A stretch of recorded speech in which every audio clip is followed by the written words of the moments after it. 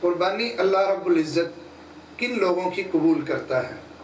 قربانی سے پہلے 4 چیزیں ذہن میں رکھنی چاہیے جس کی بنیاد پر اللہ رب العزت بندے کی قربانی کو قبول کرتا ہے۔ پہلی چیز کہ انسان اللہ کے لیے قربانی کرے، اس کا مطمع نظر نمود و نمائش نہ ہو، ریاکاری اور دکھلاوا نہ ہو، بلکہ للہیت ہو کہ وہ اللہ کے لیے قربان جانور کر رہا ہے اور یہ مقصود ہے کہ اس سے اللہ راضی ہو جائے، اس کو اللہ کا قرب نصیب ہو جائے۔ یہی بات اللہ رب العزت نے پیغمبر علیہ السلام سے کہلوائی تھی۔ وہ کیا؟ قل ان صلاتی و نسکی و محیای و مماتی للہ رب العالمین، کہ اللہ میرا مرنا، میرا جینا، میری قربانی، میری نماز، میری ہر چیز اللہ تیرے لیے ہے۔ تو یہ للہیت ہونی چاہیے، ورنہ رسول اللہ صلی اللہ علیہ وسلم نے فرمایا کہ روز قیامت یہ دکھلاوے کے لیے عمل کرنے والے جب اللہ سے اجر لینے کے لیے جائیں گے تو اللہ رب العزت فرمائیں گے، مسند احمد میں جو لفظ ہے، اذهبوا الى الذين كنتم تراؤون، جاؤ ان سے جا کے اجر لو جن کو دکھانے کے لیے یہ عمل کیا کرتے تھے۔ تو سب سے پہلے قربانی کی قبولیت کی شرائط میں سے اخلاص ہے، اور دوسری چیز قربانی کی قبولیت میں سے ہے کہ تقوی موجود ہو بندے کے اندر، اللہ کا ڈر اور خوف ہو، تب اللہ کا قرب حاصل کرنے کے لیے جانور قربان کرے تو اللہ اس کو قبول کرتا ہے۔ جیسے رسول اللہ صلی اللہ علیہ وسلم نے فرمایا تھا کہ لوگوں، تقوی انسان کے دل کی کیفیت کا نام ہے، یعنی دل کے اندر اللہ کا خوف ہے، اللہ کی جنت کی تڑپ اور طلب ہے، اور اللہ کے عذابوں سے انسان کو نفرت اور خوف ہے، یہ تقوی ہے۔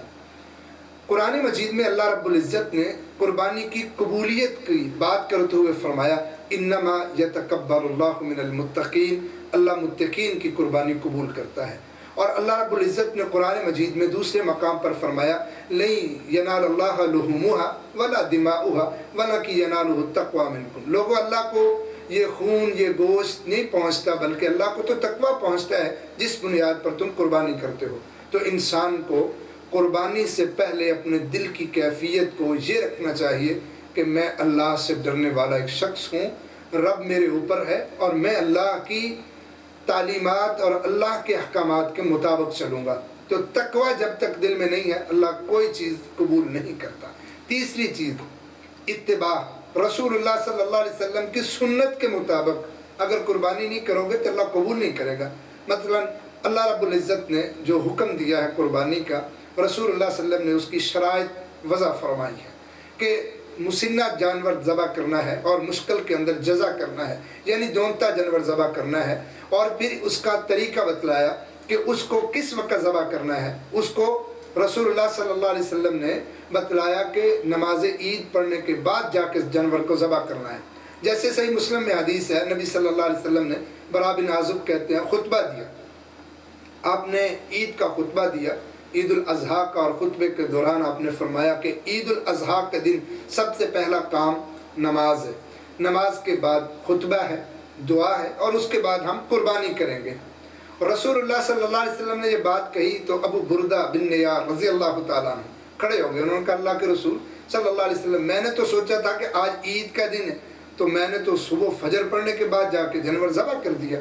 تو آپ صلی اللہ علیہ وسلم نے فرمایا وہ قربانی نہیں ہے، وہ تیرے لیے گوشت ہے، تم کھا سکتے ہو، مگر تمہاری قربانی نہیں ہے، قربانی تمہیں دوبارہ کرنی پڑے گی۔ معلوم یہ ہوا کہ اگر سنت کے مطابق قربانی نہ کی جائے تو اللہ قبول نہیں کرتا۔ سنت کے مطابق اس قربانی کے جانور کو خریدیے، بے عیب جانور خریدیے، جو شرائط شریعت نے بتلائی ہیں اس کے مطابق جانور خریدیے، اور سنت کے مطابق، سنت کے وقت کے مطابق اس کو ذبح کیجیے، تب اللہ رب العزت اس کی قربانی کو قبول فرمائیں گے۔ اور چوتھی شرط کہ اللہ رب العزت کب قربانی کو قبول کرتا ہے، وہ ہے رزق حلال سے جانور کو خریدا گیا ہو۔ اگر جانور کو رزق حلال سے نہ خریدا گیا تو اللہ کے دربار میں وہ قبول نہیں ہے، کیونکہ حرام کی کمائی کو اللہ قبول نہیں کرتا۔ تو قربانی کا جانور چوری، ڈاکہ، غصب کے مال سے نہیں، حرام کے مال سے نہیں، بلکہ اپنے پاکیزہ مال سے قربانی کا جانور خریدیے اور پھر اللہ کے لیے اس کو قربان کیجیے، انشاءاللہ اللہ آپ کی قربانی کو قبول فرمائے گا۔ تو یہ چند ایک باتیں تھی، قربانی سے پہلے ان کا خیال رکھیے۔ لیکن ایک بات یہ بھی ذہن میں رکھے کہ اللہ رب العزت کوئی بھی عمل، قربانی، حج، روزہ، زکوٰۃ، نیک اعمال، عبادات، اللہ اس بندے کی قبول نہیں کرتا جو مشرک اور منافق ہو۔ تو شرک سب سے پہلے اپنے اندر سے ختم کیجئے، تب دیگر اعمال کو اللہ رب العزت کے سامنے پیش کیجئے توحید کے ساتھ، تب اللہ قبول کرتا ہے۔ تو قربانی کے لیے بھی بندہ شرک سے پاک ہو، توحید والا ہو، اور پھر ان ساری شرائط کا خیال رکھے تو اللہ رب العزت اس کی قربانی کو ضرور قبول فرمائے گا۔ دعا کیجئے اللہ توفیق دے ہم قربانی کا جانور خریدیں اور اللہ کے لیے ذبح کریں، اور اللہ پھر اپنی بارگاہ میں اس کو قبول فرمائے۔ وآخر دعوانا الحمدللہ۔